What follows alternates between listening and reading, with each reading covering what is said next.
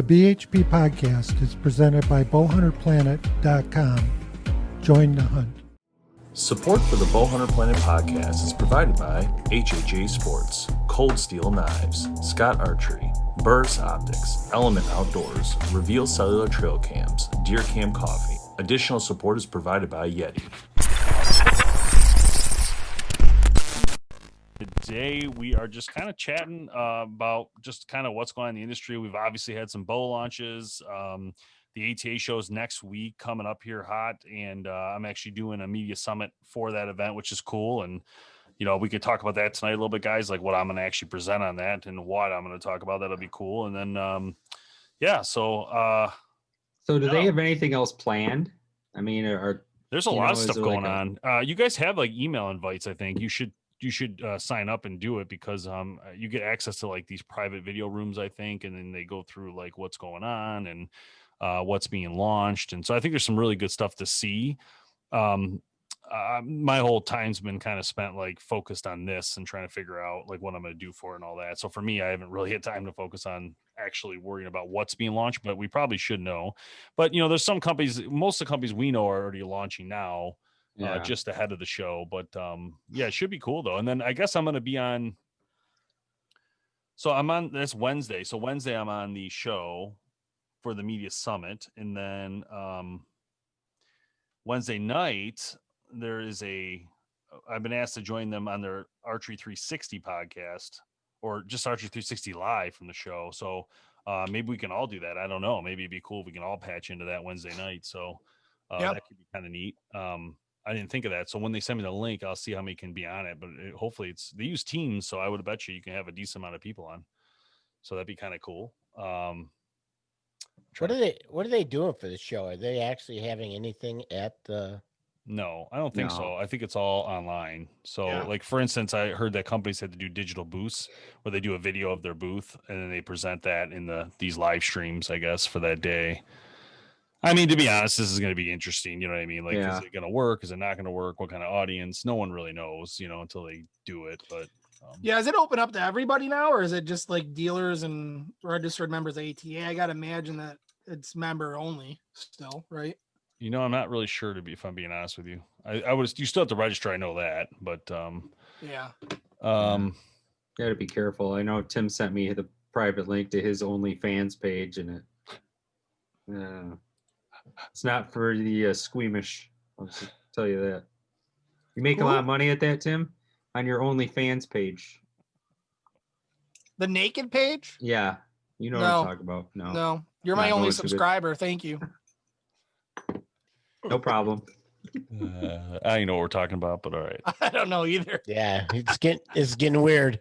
It's getting weird, as Kevin said. What? I mean, this shows how old you guys are. You don't know what the fans only pages are. No. People talk about it all the time. No. Google it.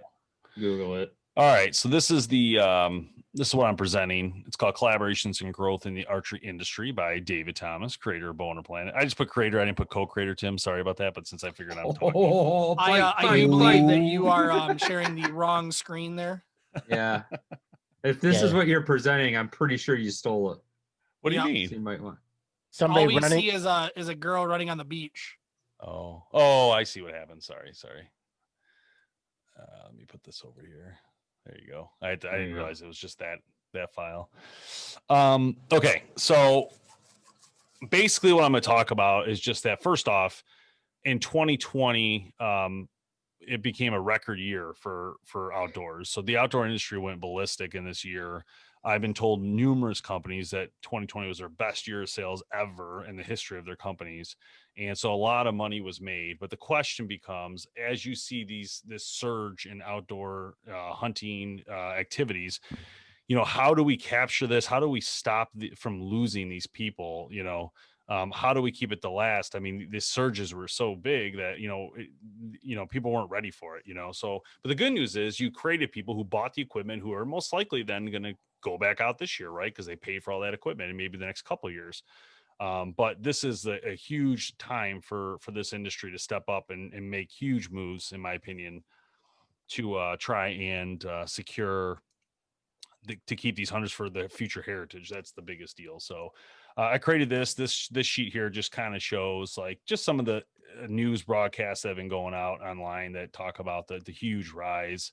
And then like this, talked about the numbers went up, it dropped dramatically from 17 million to 11 million.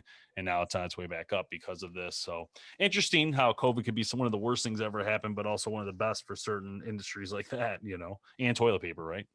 Right. Yeah, I mean, to be quite honest, there's a lot, and I feel bad for these small businesses and a lot of things, but for hunting, things like that, and like up north last year was the most people I've seen since the 80s, I think. People were everywhere. Yeah, So hopefully they start coming back up there, and then when this goes away, those businesses will be thriving again. Can you make those boxes with the writing bigger? I won't. No, I can't. You don't have to read them. They're not really meant to read. They're just me giving a point of view real quick on that. There's a lot of articles going on that subject, Okay. So moving on to the presentation, I get into collaborations, and then this is where the rubber meets the road realistically. So, who needs to collaborate, and again, this presentation is not really a consumer presentation. This presentation is for industry people, so there'll be dealers, pro shops, other media groups, the guy from Meat Eater will be on, not Steve, but Mark, who does all their media. He'll be presenting with me, and he has a section of his own.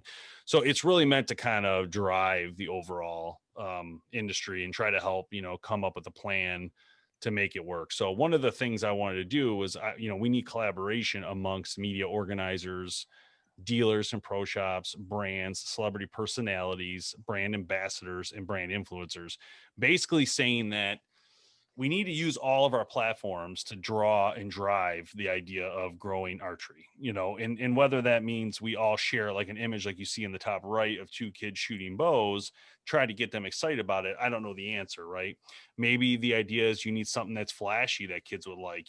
Obviously in this top right corner of this photo, Bear Archery at the time launched this bow, and I believe it's called the Flash. And anyway, it's got these cool colors, right? That try to drive children and get involved. But the key to this, the point of this slide is to say, look, these are the people that have to get involved. And this is, how we're going to do it, in the sense that these, without these people, we can't do this. You got to have all of these bow hunter plants of the world to promote those advertisements and try to draw people in. But one of the things we need to do less of, and this is one of the things I wanted to bring up dramatically, is not talking to one another. We got to stop having negative communications about each other or about the industry. And, like we said tonight in the live broadcast, just talking smack about new things. It's like it's new tech and guys are out there saying this is garbage, blah, blah, blah. It's like, really? And some of these guys are in the industry. You know what I mean? Like, anyway, and then competition, we got to stop competing against each other and work together. I mean, we need to come up with a way to drive these changes. We can't just keep saying, oh, well, I'm in my corner, you're in your corner. It is what it is. And, and the worst of all of it, do nothing. And that's what I think is what could really drive this to a bad scenario for all of us. If nothing is done, if there's no bow hunter planets trying to do stuff like this or push, the heritage of archery will eventually fizzle out. And, unfortunately, it will eventually fizzle out. I mean, crossbows will be around a long time, but getting a kid to shoot a normal bow will slowly fade away. Any questions on that last slide? No, I think it's good. I think you're right on. I mean, the only, and it's not a miss, so don't get me wrong, but I think there is a whole aspect of one other topic that we talked about tonight, which is social media is great, but social media is becoming more and more against us. Yeah. Well, that's not that's a good point, but that's not this fight in this presentation. No. This presentation has to do with, I want us industry people to band together to use what media sources we have to create something larger. Well, I guess that's my point, is that in doing so, you become a bigger player as a whole, right? Everybody does. As it becomes more popular, everything becomes more popular. Correct.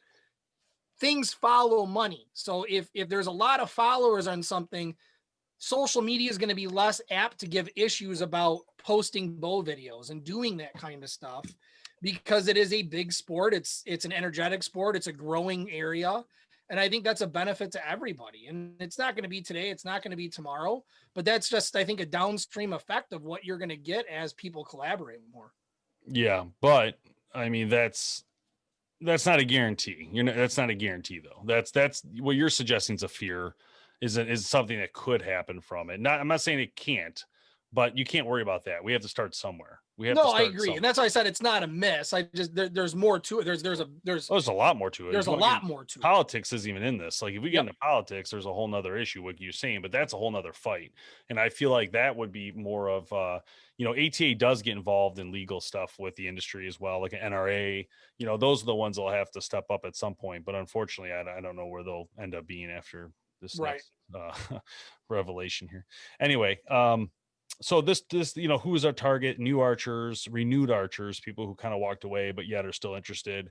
New outdoors men and women, right? So that could be any age, really. But then the biggest one's the young generation, obviously, getting them involved and getting them excited to try to shoot a bow. But one of the things I took from all those news articles is 2021 is the year of retention.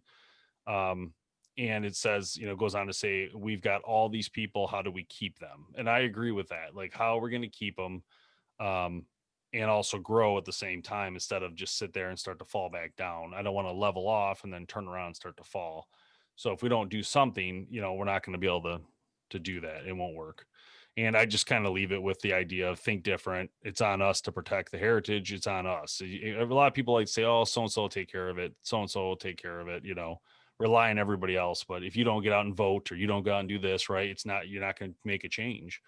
So if we just sit back, nothing great will ever happen to any of this stuff. So we got to do something. And as an organization, as a media person in the industry, I think it's time for everybody to step up in this industry and make a change and try to help push these ideas of collaboration, because without collaboration, like I said before, you're basically everybody's doing the same thing over and over and not getting anywhere, because you're only reaching to your people without, expanding anything. So, or you're duplicating efforts, right? And you're duplicating efforts and wasting money when you could be putting it together. Now, I understand from brands' perspectives, they want to promote their brand, but that doesn't mean that they can't find a way to work together and fund something that's, multi-used. And I don't know the answers yet, but I think something needs to happen, because you can't, if you're too focused on one brand and not focused on inspiring and getting people involved in the overall business, that's where I think you're going to fail. So yeah, sure. At the end of the day,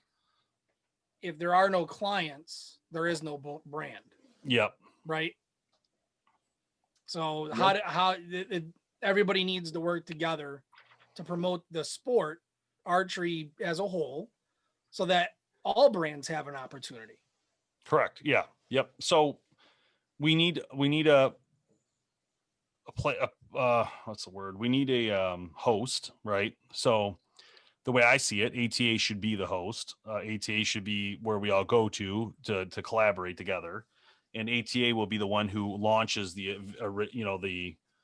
advertisement, and then we would all share it from that launch. So everybody has a say. You can have like a forum, like a Facebook group that is only those media personnels and brands and all that to all collaborate on ideas. And I get that, too many people make things hard to do, but if that's what it takes for them to share it, that's what we need to do, So,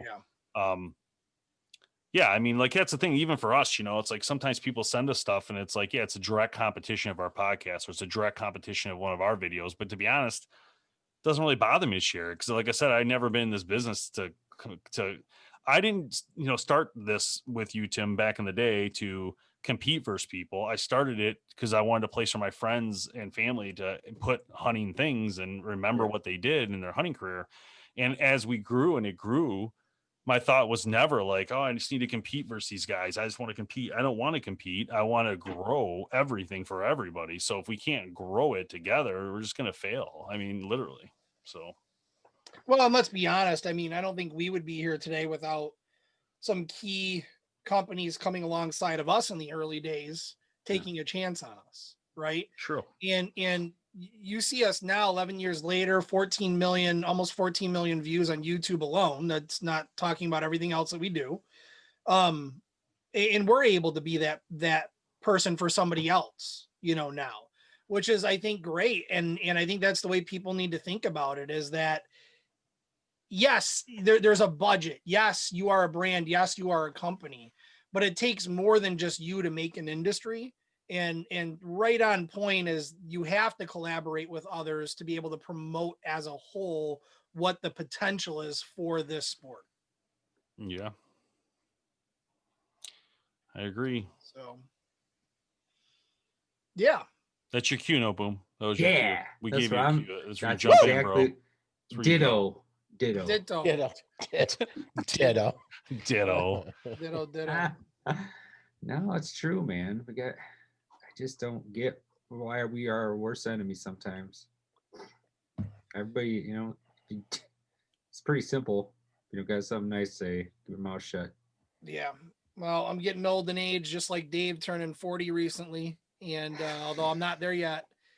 And I think you reflect a little bit on it, and you start to look at things like social media and the negative effect that has on a lot of things where people can just go and bash, and not anonymously, but unabashedly, I guess is the right word. They're just not scared to give their opinion and try to push the button a little bit, if you will. And I think that's harmful for everybody, and we got to stay away from that as mentors and people in the industry that others are looking to for comments, for real world information. So Well, you're trying along those lines, and that just goes to show there's a lot of people who are just turning off social media. Yeah. So Yeah. if in the industry it's constant negative bashing and stuff like that, there's a lot of people just going to say, you know what, I didn't come on here to hear this kind of stuff. I'm going to tune it out. You're right. Honestly, I'm kind of that way too, guys, to be honest. Like I'm kind of like, I don't know. Like my thing is like anything I get involved in where I feel like I'm not interested anymore I did what I could do, I guess is my point, for anything, whether it's voting or whatever, right? I did my part. That's all I can do. We can BS and complain all day about what's not great, what's not this. But at the end of the day, like I did what I was supposed to do. I put my vote in, I did this or whatever. And that's that, right? I don't need to keep hearing about it. I don't need to keep seeing it. It's not going to change anything. Right. And the only change comes when, you make a difference and do the right things and try to, project the right things. I mean, it's all you can do in life. And the other thing is just, Tim and I, we talk about in that other podcast, but just doing the right thing, trying to find a positive way to look at life instead of just run through it and just hurt people or step on people. It just doesn't make any sense to me. It's hard though. I mean, that's the hardest thing in the world. Is to get out of your own way. A perfect example is, hunters bashing each other. And at the end of the day, what do you care how somebody else hunts? As long as they're hunting legally, what do you care? Is it affecting your hunt? Is it affecting what you're doing? I don't think so. I think how much, just like, and not even to hunting, like just, being a racist or being a complete a-hole, how much effort it takes to be like that? Yeah. How much less effort would it take to just keep your mouth shut, keep your mind to your business to yourself? Yeah. It's like failing school, right? I mean, you actually have to try to fail, right? I mean, you're not going to get great grades if you don't, but if you show up and you do the minimum, stuff and you just pay attention a little bit, you're going to pass, right? But it takes effort to fail. Yeah. I had to work hard to fail French in high school. Yeah, I did. Ooh la la. I did. Believe it or not, I didn't do too good in high school either. No, I believe it or not.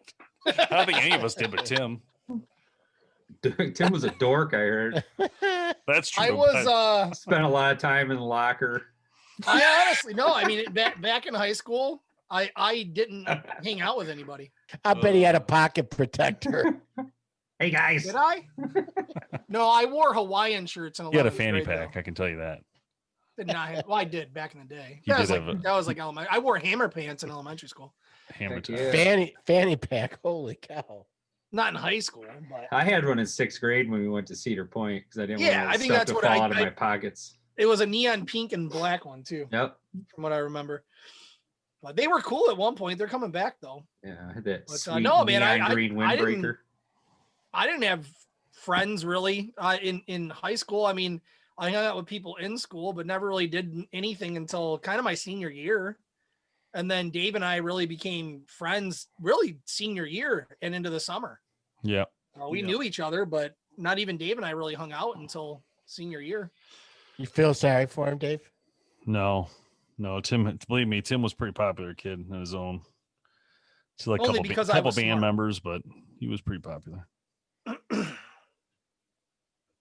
So, Aw. well, so I guess a good topic of moving on to something a little bit different, which is, you know, we're new year, rethinking some things. I know I need some help in kind of thinking about some things too, but just kind of reevaluating last year's deer season and what to do different this year. So Shoot something. well, you can only shoot something if it comes out in front of you. That's part of my problem. That's a good one. I had a shot. It's really hard for me Pass. and Kevin because it's like we're two winners and you guys are two losers. I mean, that's the way it feels right now. I'm not trying to be like a jerk or anything. It's just a little bit hard for us. You know what I mean? Like it's just so hard. Tim, try to be positive. Hey, you gotta Sorry. grab I had to it step when away you're for on a top. second. You gotta grab it when you're on top. Yes, sir. I'll text you my thoughts. Not safe for work. Okay, now really another serious thing about, not serious, but you know, we're talking about. So the season's come to an end, and we still got those cameras out there. I got my cameras out there. Yeah. Yep, I see him every day. So and I see yours, and man, the coyotes are coming out in the daytime now. And every year we talk about, yeah, we got to get out and do some coyote hunting. Yeah. But we never do. We got to get out there and try to Yeah. bang a couple Is of that these. now? When does that start? It's It's on. whenever. Whenever it's you coming know. on. Well, their breeding season is almost upon us, if it's not almost here. I do for the last 2 years have done a dog fest, is what we call it. Every year, Oh. and it's in mid-February. Oh, But I it's didn't at know John, about it's that. at John's place, so completely different. Did you get? Do you get some? I never have. We as a group, they've been doing it, I think, for 3 years now. They've harvested 2, Okay. so like 1 a year. But you know, it's tough up there. You got 12 inches of snow. You're not driving around the property, so you're kind of limited in where you can go. That's a good picture, dude. Where's that Yeah, one? At? looks That's like a at dog. that's at Jamie's. No, Or that's that's at not Kevin's? mine. Yeah, broad daylight this morning. Yeah. So that being said, I mean, it is becoming breeding season for them. So you're going to see them a lot more during the day. Do we still have any equipment left? Like, is it like one of the calls or whatever or anything? Yeah. Somewhere. Yeah. There's some calls here, I think, in the studio. Yeah, that one was on Kevin's scrape camera. Yeah, it was basically walking right down a road. Oh, I get it now. I know where it's at now. It took me a minute to Yeah, when you go in and you take that road to the left. left. Yeah. He was walking right down the road. But that being said, Kevin, I think we should. Yeah, we could do it right. I mean, I got the one close to home here. We could try it. Yeah, And you can hunt at night. you can. Yeah, there's certain calibers you can only Right. use at I think night. it's I don't. what Do we know what they are? 330 or 230 something and smaller. Like you can't use an AR. No. No, let's It's like is it 22 250 and lower or something? I can't remember. Fox. Yeah, I'm not killing a fox. No, I'm not That's killing it. It's cool though. that's same road. Is that the same one? Is that your camera? Yep. Yeah, it is. Wow. Here's another one. Bull back. Yeah, you guys got allowed out by the airport. Yeah, Yeah. one had an arrow in it and he lived, a little turd. You guys. I took a running shot at him. I think I Oh, hit him in the brisket. And the Gave brisket. him a haircut. nice. Kevin's got like 7 does that just Problem was constantly it was around so the it was spot. too dark when he was standing there. I'm like, I don't want to shoot somebody's dog. Let me. Well, it's still Let me get a better season look. out at Kevin's property, isn't it? What's that? You can still shoot deer out at your property. No, That's it's not. It's It's not. St. Clair. It's St. Clair Oh, County, yeah. not Macomb. Gotcha. I wish. I feel like there hasn't been a lot of bucks, but there was, it looked like one shooter buck, the one I sent you guys that picture of that was, Yeah, looked like that was not the one I shot at. No, he was coming out at the end of the runway towards the end of the season, so I kept trying to go back there, and then he just kept skirting it, and then I didn't see him again till that picture. He has like one real nice side and one jacked up side. Yeah, fogged up the camera. Hello. Anyway, we'll have to read the regulations a little bit closer, but I think it's a 229. Yeah, let's do it though. That'd be kind of fun. Night hunt, meet out there and go out there and I got a box blind we could sit in. There's that other pop-up is out there. You got rabbits out there? Yes. Yeah, we could go rabbit hunting one day. To make that'd be fun. Make an event out of it for sure. Yeah, that's a good There's idea. a lot of rabbits at the airport though too. I'd see tell you what. them.